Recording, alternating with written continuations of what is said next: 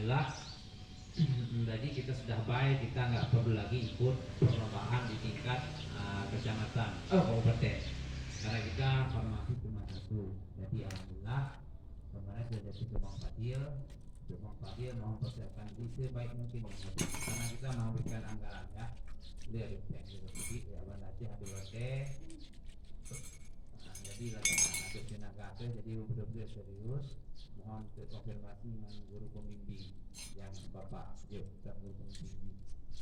Nah, kemudian konfirmasi dengan Kak Mary yang sudah berpengalaman ikut di Banda Aceh kemarin. Share dengan dia, dekatin, tanya isi seperti apa, pengalamannya, saingannya seperti apa. Kemudian cara berbicara, intonasi bahasanya dan lain-lain pada saat presentasi nantinya. Besok lagi kasih laptop, sudah alhamdulillah digunakan laptop sekolah terus persiapkan untuk presentasinya. Intonasi bahasa yang bagus karena nilainya mungkin benar-benar ya. Pokoknya dengan Kak Mary di web terus sama Bang Fadil.